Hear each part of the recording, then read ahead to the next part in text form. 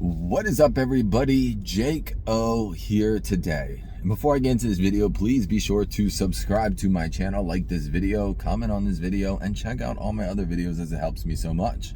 Also in my description is my Patreon account at just $1 a month for a first pledge. Helps out so much, so I do appreciate it, and check that out. So today's video is something I talked about in the past, but I keep contemplating with myself if I can actually pull this off. And now you see by the video title, it pretty much says, is it possible for me to get over this addiction? Now, a lot of you people might think addiction means something that is harmful and dangerous. However, it's not so much that it's dangerous. It's more that it's a waste of time, a waste of money, not building any intelligence by doing it.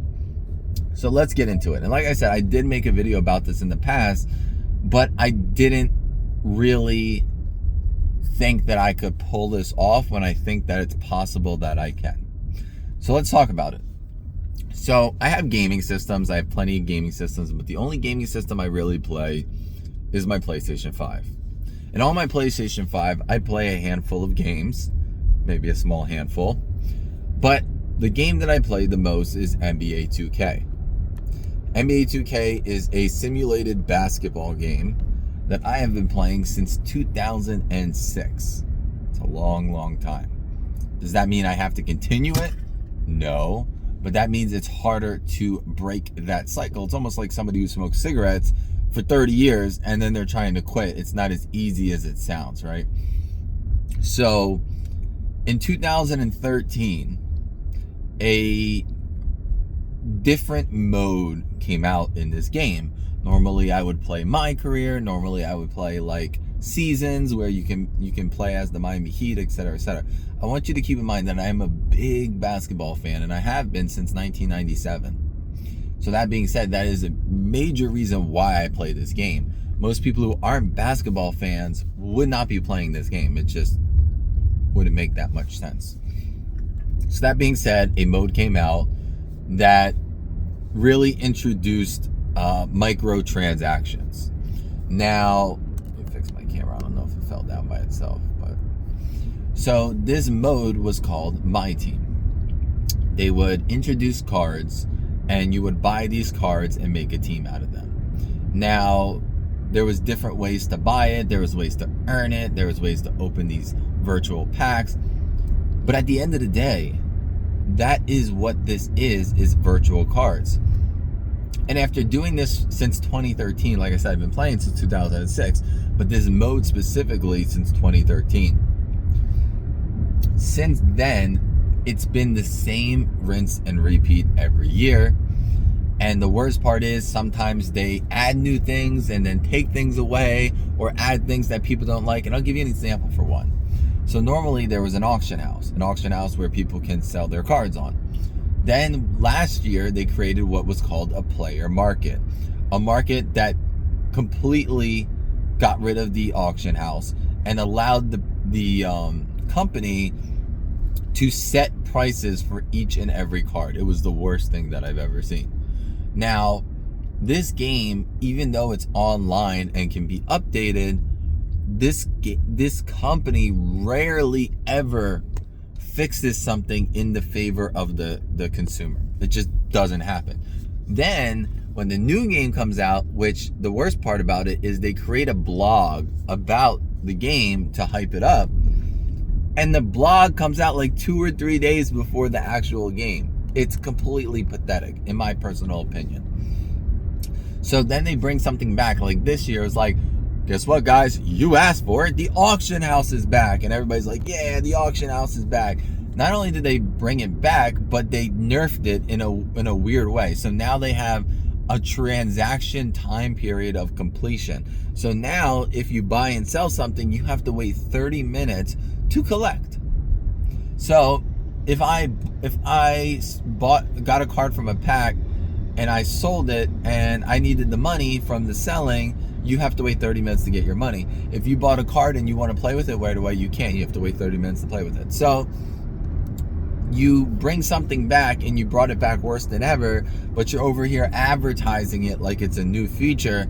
No, it's a failed it's a failed there's the word for it, but I'm just gonna say a different one. Failed attempt at a new feature, or quote a new feature that failed, and now you're bringing back what the people actually want. It's crazy how a company like this can make maybe 100 to 500, maybe $1 billion a year, and the consumers are so unhappy, but the company knows what they're doing in regards to making money to an extent that they don't care about the consumer's happiness. And the most unfortunate part about all this is this is a game catered towards children. That means they're getting their parents' credit cards, borrowing money, buying virtual currency, etc., etc. Over the years, this game has gotten so much more money hungry. They introduced seasons a few years ago, where now we have 9 different seasons per life cycle of 1 year. A new game comes out every single year. And like I mentioned before, it is almost the exact same thing every year. And now you say to yourself, Jake, why do you buy it if it's the same thing every year? Not only do I buy it, I buy the highest version of it, which is probably about $150, which does come with League Pass for the year, which is nice because that's a $300 option by itself. So I do buy it every year. Now, last year, I don't remember the month, I think it was May or June, the game was free if you had the PlayStation Pass, which I do. So I just skipped about what I was talking about before to this. I wanted to get back to that, but I don't even remember what I was talking about at that point. But the point is that if I get the game for free in June, I'm starting to play the game for June, July, August, September. The new one comes out, and then I can play it all the way into the next free one. And what is the benefit of this? Well, one, I'm not spending money on the game, the actual game. Two, I'm playing the game at its best life cycle. Like I said, it's the same thing, and that's the topic. It's the same thing every year. You start off with crappy cards, and then every single week, twice a week, they come out with 2 different drops of sets, which is the same thing every year. Sometimes they change the artwork. Sometimes they add badges. Every year now, they add something to act like it's new. This year was legend badges. Last year it was GOAT cards. The year before it was invincible cards. Sorry, last year was 100 overall cards. The year before it was invincible cards. The year before it was GOAT cards. So back in the days, there was not even rankings on the card. The best cards were called diamonds, and the diamonds were the best cards. That's just what it was. I think my camera keeps going now. Let me see if I can fix it real quick. Those are the best cards. So now they just keep adding new tiers, and now they keep adding different badges, where gold badges were the best. Now it's then it was amethyst badges, and now it's Hall of Fame badges. And the game is so gimmicky. There's people who spend $10,000, $20,000, $30,000, $100,000 on this game, and it's crazy. And I fell victim to this game in the past, and yes, I still spend a lot of money on it, but not like I used to. I try to refrain from doing it. This year they did something new. They have these festivals where you get these festival cards that allow you to collect these festival cards to get better cards. It is the biggest freaking scam in the world, because realistically, the best cards, the absolute best cards, the last season starts in like August, right? When the last season starts, they come out with packs that have guaranteed GOAT cards, guaranteed invincible cards, guaranteed 100 overall cards that would cost you tens of thousands of dollars to buy earlier in the year. So if you just wait to the end, let's just say you did spend money. You could spend $100 and get at least 10 of those cards to make an entire team, where if you did that earlier, it would cost you like $50,000. Straight up. I'm not even joking. So that's why it's more advantageous to play it at its end. But here's the deal. If you played it the entire year and you're at its end, it's not like, oh my God, this is so fun. I just got the best cards. Now I can do everything. No, it's like I just got the best cards and there's nothing for me to do because the new game comes out in a month, right? Versus if you start in June or July and you save up some virtual coin, like you're not buying it, you're just getting it from playing the game, and then you when the cards come out, you drop 100 or you just spend the coin that you have. Cards that people don't want are going to be affordable. And then you can use those cards to play the actual game that you haven't been grinding all year. Excuse me. So it's so frustrating because I keep talking to myself like, please just don't buy the new game. Do not buy the new game. And last year I said I wasn't going to do it, and then I said I'll listen to the blog. And when they said they're going to bring back the auction house and they're going to do this and they're going to, I was like, okay, cool. Then I get the new game and I find out that they removed so many things from the last game. They removed the token market. They removed tokens in general. They removed shoes with boost. They removed the collector level rewards. It's just became so awful. And to be honest with you, it's been nothing but a waste. This dude went right through the light. Red light. It's crazy. Where's the cops? It's been nothing but a waste of time. But this year I did something a little bit different. But here's the deal. Like I said with the seasons, now you can buy your way through the seasons. So no more grinding for the seasons. And to me, it's like, hey, do I want to spend the $55, which that's about what it is, to pay to get to level 1 to level 40 and get all the rewards, which is like 60 or 90 rewards. Most of them are placebos and not that great, but some of them are. Like this season, there was a reward. 2 rewards were 100 overall cards, which cost at least 500 KMT on the market.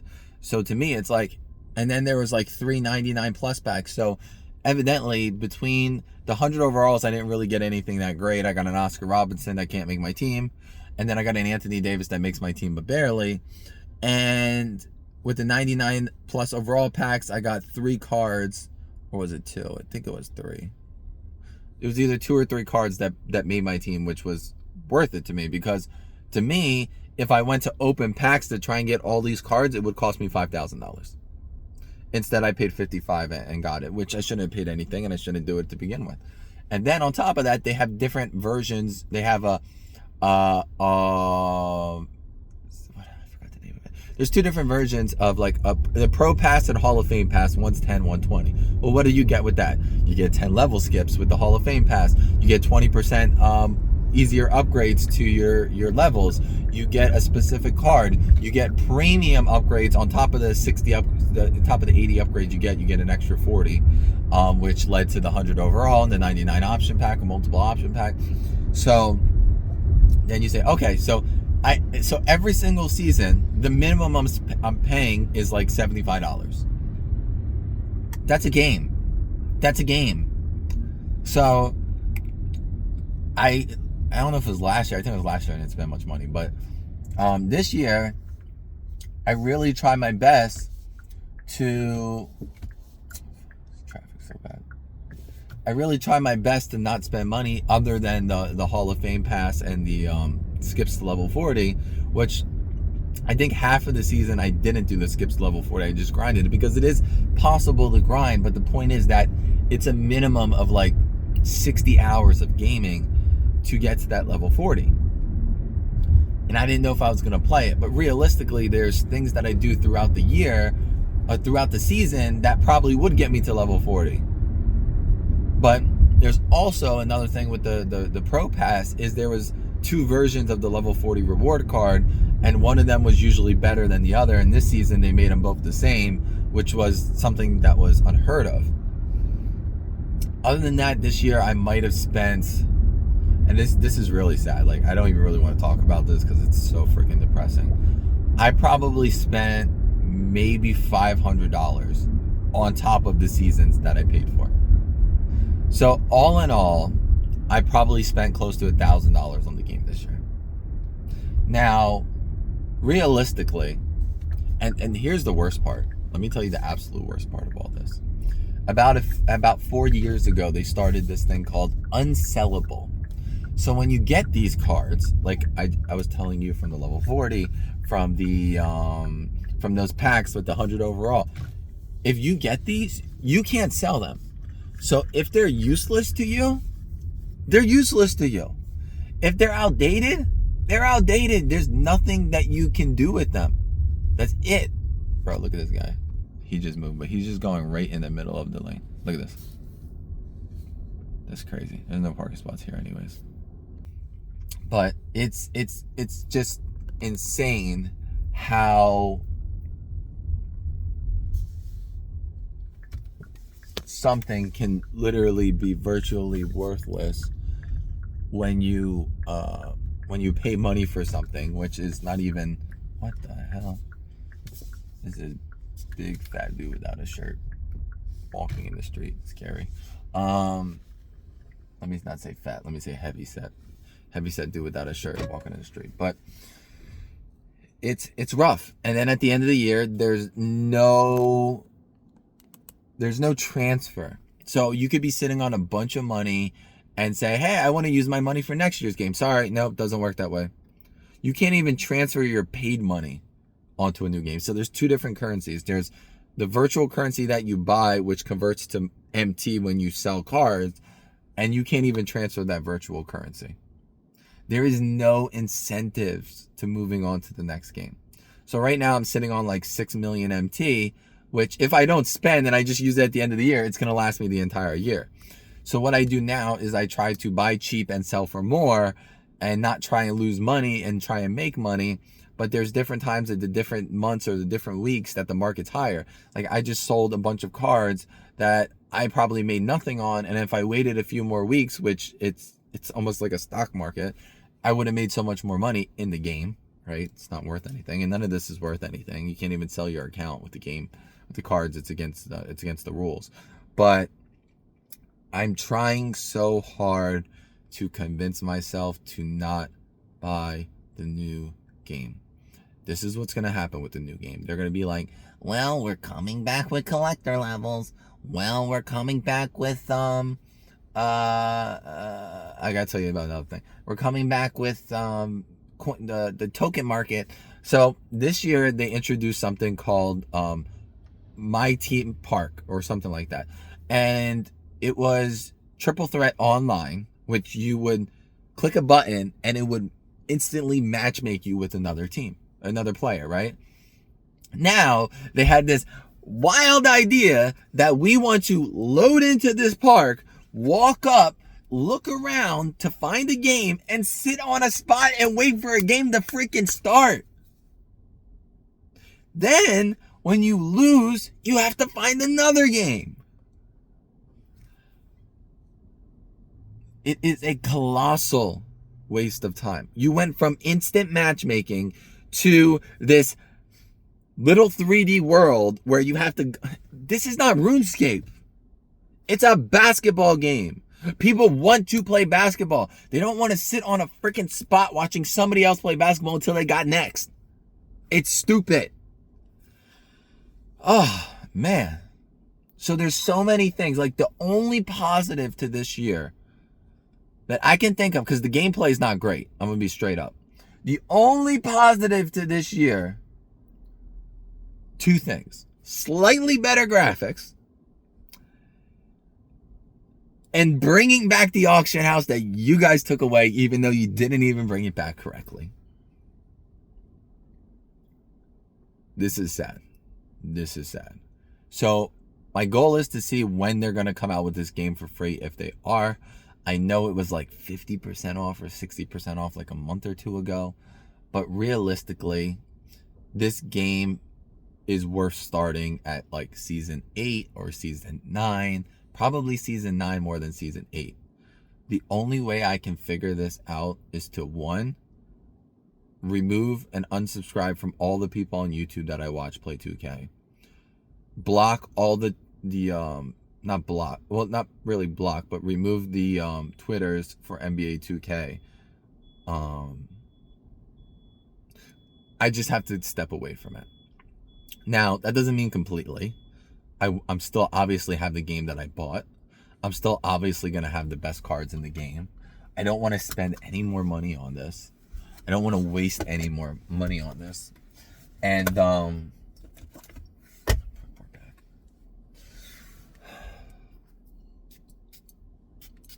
play it.